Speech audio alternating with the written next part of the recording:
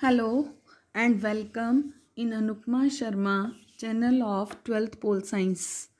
This is our second part of chapter Democracy and Resurgence. In this chapter, we will discuss two more socialists and philosophers, Shri Ram Manohar Lohia ji and Pandit Deen Dayal Upadhyay ji. Both these were political activities of India. They were political activists of Indian politics. Both these thinkers have a very important place in Indian politics. और उनकी जो विचारधाराएं हैं उन्होंने भारतीय लोकतंत्र को बहुत हद तक प्रभावित किया है। इनकी एक्टिविटीज़ को हम लगभग 70s और 80s के डिकेड्स में देखते हैं। इन्होंने हमारी पॉलिटिक्स को कैसे प्रभावित किया, किस प्रकार से राजनीति में प्रवेश किया, कैसे इनकी विचारधाराओं से देश की कार्यप्रणाली प्रभावित हुई, आइए इन सब के बारे में इस स्लाइड्स में हम पढ़ेंगे।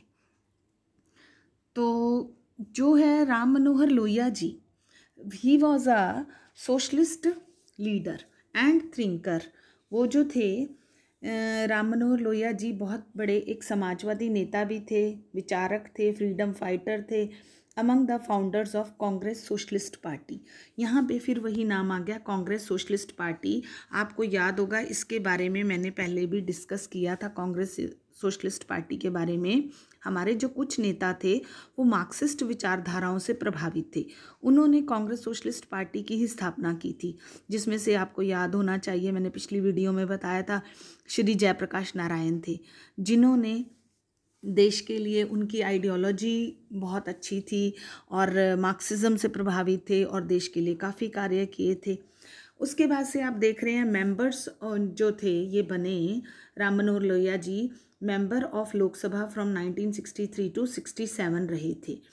उसके बाद से देखिए ये लोकसभा के मेंबर भी थे और जब कांग्रेस की सोशलिस्ट पार्टी में विभाजन हो गया था तो leader of the socialist party, और बाद में उस पार्टी का नाम बन गया था समायुक्ता सोशलिस्ट पार्टी, तो ये उसके मेंबर बने थे। ही वॉज अ सोशलिस्ट लीडर। लेकिन अगर आप देखें तो जयप्रकाश नारायण जी के सोशलिज्म में और अगर आपने राम मनोहर लोहिया जी का देखा तो दोनों के अंदर, दोनों की विचारधाराओं के अंदर कुछ स्लाइट सी वेरिएशंस हैं, थोड़ी थोड़ी सी विभिन्नताएं हैं, ज़्यादा नहीं है।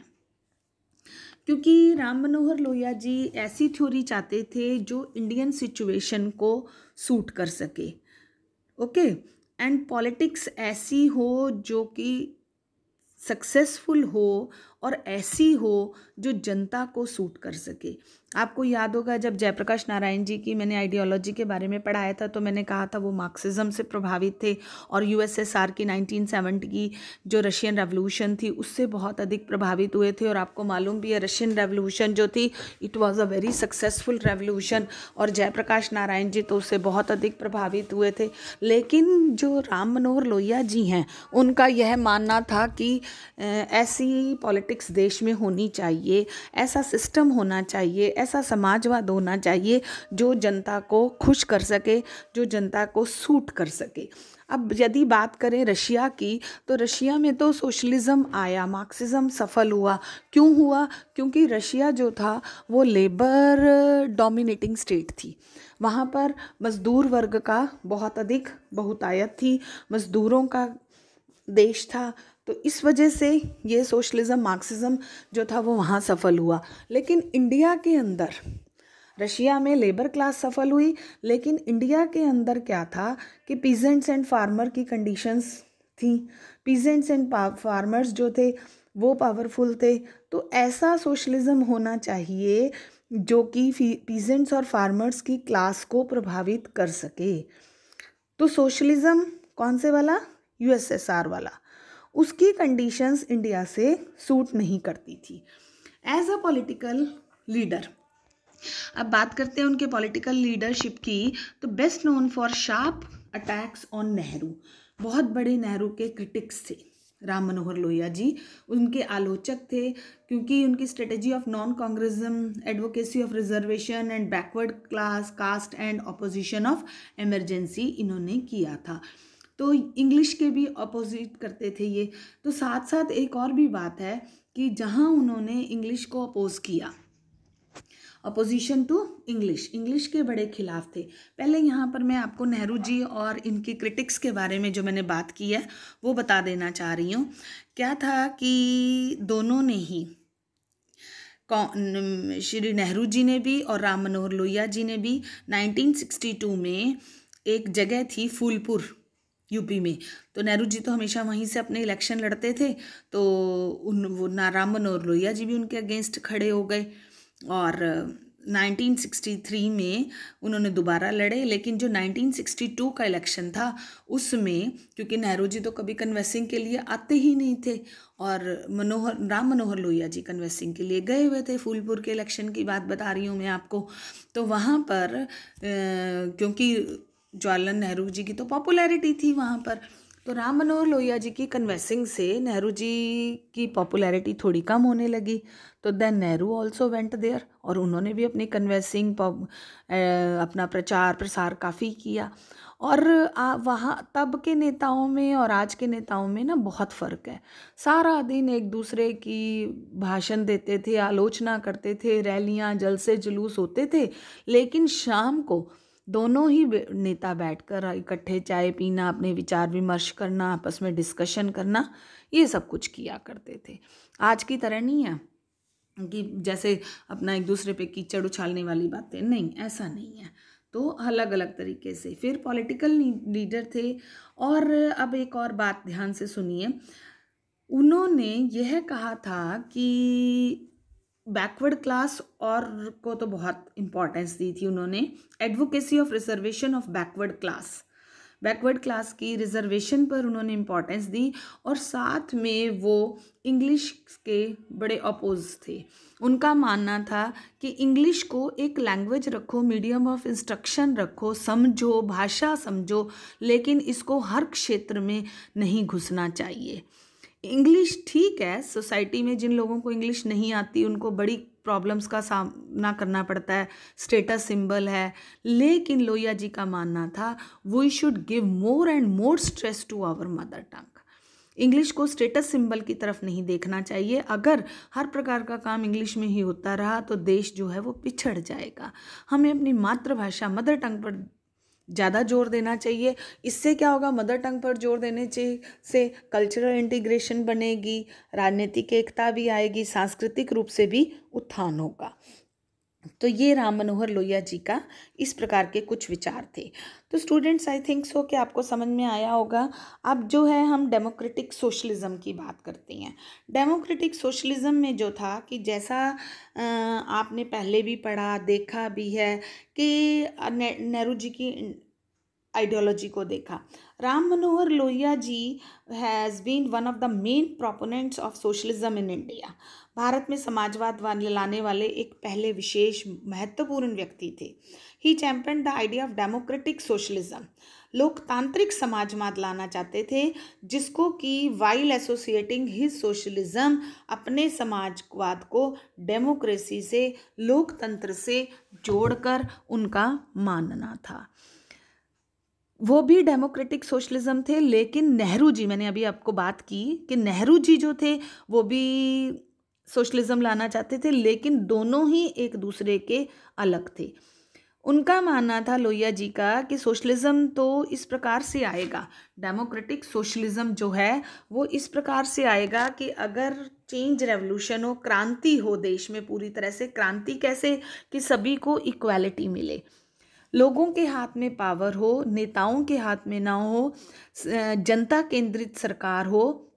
और यह डेमोक्रेटिक सोशलिज्म तभी हेल्पफुल हो जाएगा, तभी हो जाएगा अगर देश में इकोनॉमिक इक्वालिटी हो जाए, economic objectives in form of food, और साथ साथ उनको लोगों को हाउसिंग भी मिले।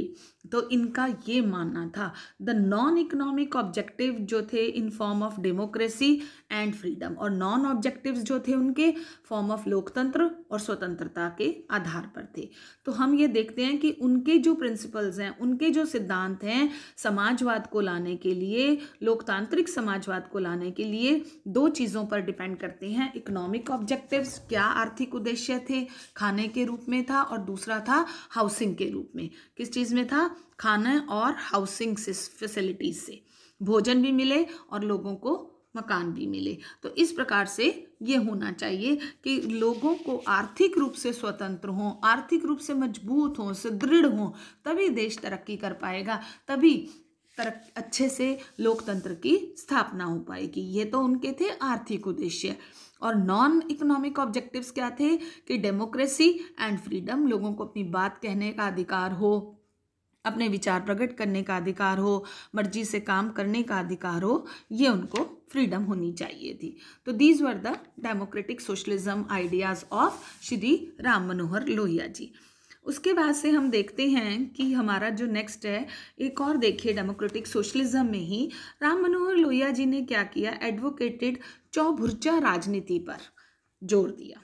चौभुर्जा, जैसा कि नाम से स्पष्ट हो रहा है, 4 pillars politics, in which he opens 4 pillars of politics as well as. कौन कौन से थे? सोशलिज्म के साथ साथ उन्होंने 4 पिलर्स पर जोर दिया, 4 तरफ से, सेंटर केंद्र, रीजन क्षेत्र, डिस्ट्रिक्ट जिला और village, all are linked with each other.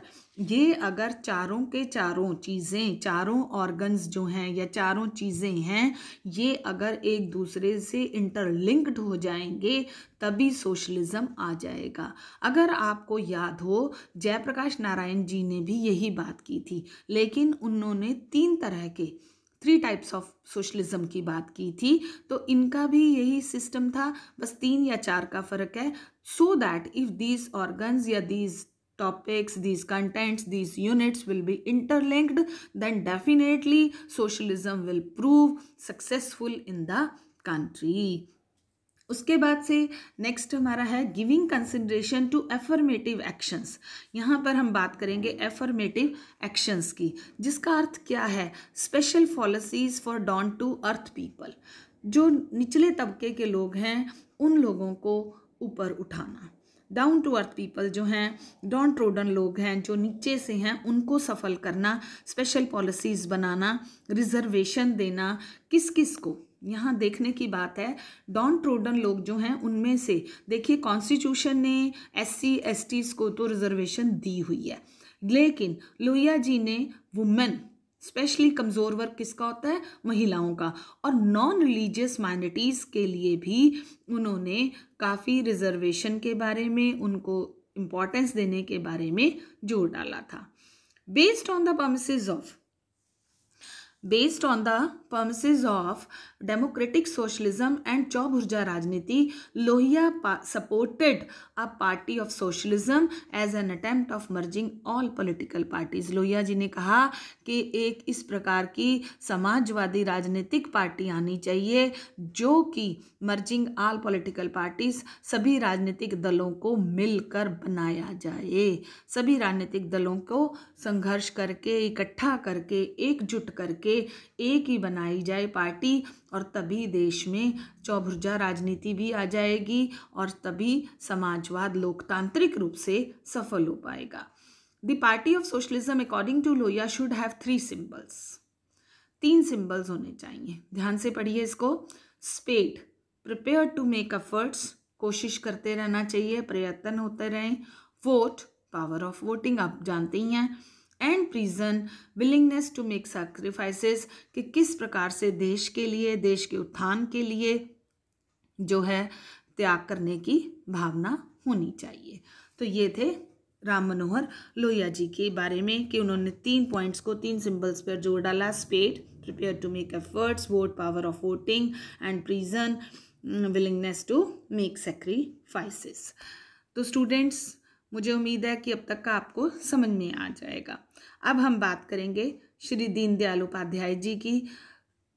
अभी मैंने आपको फर्स्ट वीडियो में जयप्रकाश नारायण जी के बारे में बताया। अब हमने स्टूडेंट्स पहले पढ़ा राम मनोहर लोहिया जी के बारे में। अब हम शुरू कर रहे हैं दीनदयाल उपाध्याय जी के बारे में। दीनदयाल उपाध्याय जी का जन्म जो था 25 सितंबर 1916 और 11 फरवरी 1968 को उनकी डेथ हो गई थी। जन्म 25 सितंबर 16 में हुआ था।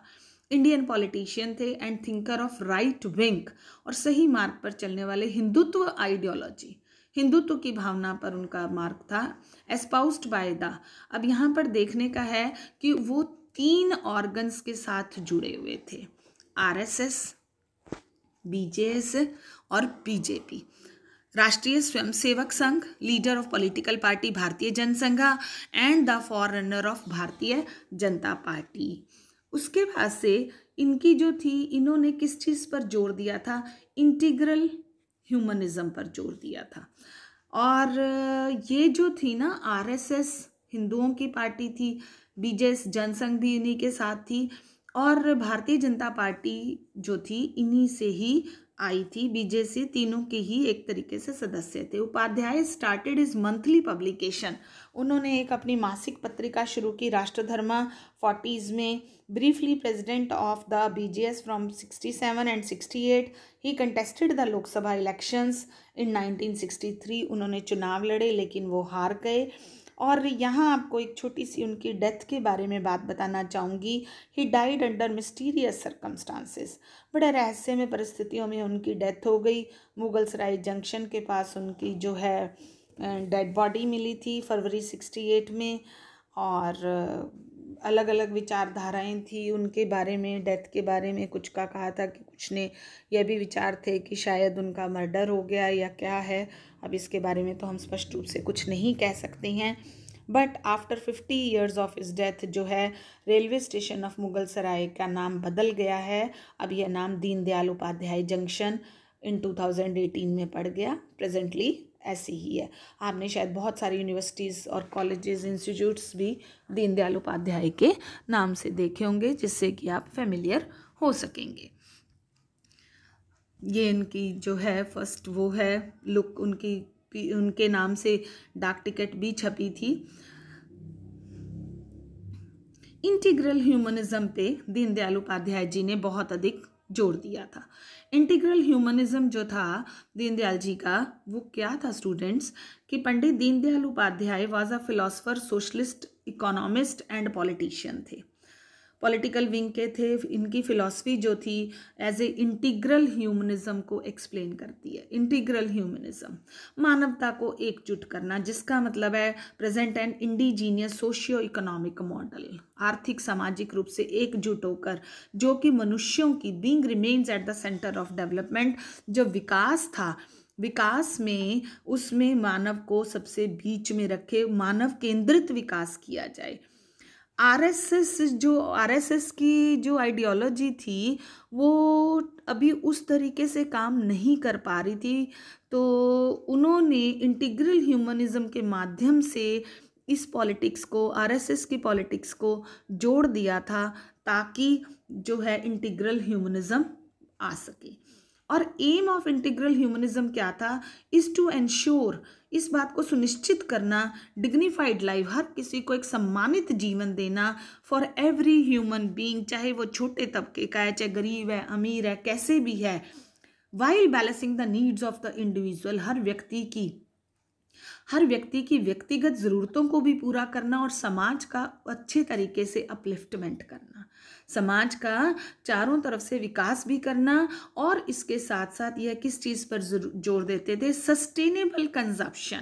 सस्टेनेबल कंजप्शन का मतलब क्या है, ऐसी कंजप्शन, ऐसी चीज़ों का विकास, नेचुरल रिसोर्सेज का, प्राकृतिक चीज़ों का, कि ताकि विकास भी हो सके और पर्यावरण को नुकसान भी ना हो सके, और साथ साथ those resources can be replenished, और जो संसाधन देश के हैं उन संसाधनों का पुनर्निर्माण भी हो सके। यहाँ ध्यान दीजिए, पॉलिटिक्स के साथ साथ ही उन्होंने बहुत अधिक जोर दिया किस चीज़ पर, रिसोर्सेज पर, और ऐसे रिसोर्सेज पर, उनकी कंजप्शन पर, natural resources, so that these resources can be replenished, उनका पुनर्निर्माण, पुनर्योगदान हो सके। इंडिविजुअल सॉल पर उन्होंने बहुत जोर दिया था। उन्होंने इंडिविजुअल सॉल पर, इंटीग्रल ह्यूमनिज्म इनहांसेस, कैसे बढ़ सकता है, नॉट ओनली पॉलिटिकल, राजनीति से नहीं, but also economic and social democracy and freedom से भी। अभी पीछे भी हमने डेमोक्रेसी एंड फ्रीडम की बात करी, इन दोनों चीज़ों से भी इंटीग्रल ह्यूमनिज्म पॉलिटिक्स से नहीं पढ़ सकता खाली, इकोनॉमिक एंड सोशल डेमोक्रेसी से भी इंटीग्रल ह्यूमनिज्म, एकदम से ऐसा एकजुट होकर मानवतावाद पर जोर देना, as it seeks to promote diversity, क्योंकि यह जो है विभिन्नताओं में एकता की बात करते हैं। It is best suited for a country as diverse as India, और यह जो है ऐसे देश के लिए बहुत अधिक उपयुक्त है। कैसे देश के लिए? भारत जैसे देश के लिए जिसमें कि विभिन्नताओं में एकता है। आप जानती हैं इस बात को, हमारा देश अलग अलग पार्ट्स में अलग अलग प्रकार के लोग रहते हैं, विभिन्न जो लोग हैं, जनता कोई किस धर्म से है, कोई कुछ कैसे हैं, still that we are having unity in diversity. तो that's why he also emphasised on this point as it seeks, उनका मानना था इंटीग्रल ह्यूमनिज्म जो है definitely it is suited for country, एक ऐसे देश के लिए बहुत अधिक सुट करती है, एक अधिक बहुत अधिक प्रभावित करेगी, अनुकूल होगी। कैसे? भारत जैसे विविध विभिन्नताओं वाले देश के लिए। उसके बाद स्टूडेंट्स, इंटीग्रल ह्यूमनिज्म जो है is based on following 3 principles. Integral humanism that based on किस चीज़ पर डिपेंड करता है? 3 चीज़ों पर डिपेंड करता है। Primary of whole not part, हर किसी को एक साथ लेकर चलना। सुपरमेसी ऑफ धर्म, धर्म की सुपरमेसी। ऑटोनॉमी ऑफ सोसाइटी, और समाजवाद का कंट्रोल, समाजवाद को इम्पोर्टेंस, समाज की जो है उनकी प्रभुता संपन्न होना चाहिए। धर्म की बात यहाँ पे धर्म नहीं है, उनके कर्तव्यों से है। प्राइमरी ऑफ होल, हर किसी को लेकर साथ चलें, एक व्यक्ति विशेष के लिए नहीं है। पंडित दीनदयाल उपाध्याय उन्होंने अपोज किया, विरोध किया किसका? वेस्टर्न कैपिटलिस्ट इंडिविजुअलिज्म का और मार्क्सिस्ट सोशलिज्म का। जो मार्क्सिस्ट सोशलिज्म था उनको भी वो पसंद नहीं कर रहे थे। Deendayal Upadhyay capitalist and socialist ideology के consider the needs of the human body और mind. According to Deendayal Upadhyay, capitalist और सोशलिस्ट आइडियोलॉजीज जो हैं ओनली कंसीडर किस चीज़ पर जोर डालती हैं? Needs of the human body और माइंड की जोर डालती हैं। सो दे आर बेस्ड ऑन, तो वो लोग किस चीज़ पर डिपेंड करते हैं? मैटेरियलिस्टिक पर्पसेस पे। वेयर एज स्पिरिचुअल, आध्यात्मिक विकास नहीं हो सकता, which is missing in both capitalism and socialism. वस्तुओं पे या मटेरियलिस्टिक थिंग्स पर तो जोर डाल रही हैं, लेकिन स्पिरिचुअल डेवलपमेंट नहीं, व्यक्ति का भौतिक विकास नहीं हो पा रहा, आध्यात्मिक चीज़ों से नहीं जुड़ रही हैं, ऐसे कुछ हो रहा है। Basin his philosophy on the internal consciousness, और उनके विचारधाराओं को देखें जो कि आंतरिक आत्मा पर जोर देती हैं, प्योर ह्यूमन सोल पे भी दे रहे हैं, एंड कॉल्ड, जिसको कि चिट्ठी कहते हैं, चित्त के अनुसार। Deendayal Upadhyay invest a classless, उन्होंने किस चीज़ पर जोर दिया? एक वर्ग विहीन, कास्टलेस, जातिहीन, एंड कॉन्फ्लिक्ट फ्री, जिसमें किसी भी प्रकार के द्वेष, विरोध, आपस में कॉन्फ्लिक्ट्स, बहस झगड़े ना हो, ऐसे सोशल सिस्टम पर दीनदयाल उपाध्याय जी ने जोर दिया। दोबारा से बता रही हूँ स्टूडेंट्स, अब तक फर्स्ट वीडियो में आपने जयप्रकाश नारायण जी के बारे में पढ़ा, अभी सेकंड वीडियो में मैंने पंडित डॉक्टर राम मनोहर लोहिया जी और पंडित दीनदयाल उपाध्याय जी, इन 2 के बारे में पढ़ा। I hope so all these points will be clear to you. और स्टूडेंट्स, आगे आने वाले टाइम में आप दूसरी वीडियोज़ में मेरे देखेंगे कि भारत की जो इंडियन पॉलिटिक्स है वो कैसे इन तीनों के विचारों से प्रभावित हुई थी, कैसे इन तीनों के विचारों से इंडियन पॉलिटिक्स प्रभावित हुई, और इन लोगों ने, तीनों ही विशेष इंपॉर्टेंट पर्सनालिटीज़ ने देश की राजनीति पर, देश की कार्यप्रणाली पर एक गहरी छाप छोड़ी थी। I hope you will definitely share my channel to your friends and like this, and all the points which I had discussed in this my video will be clear to you. Thank you students, and bye.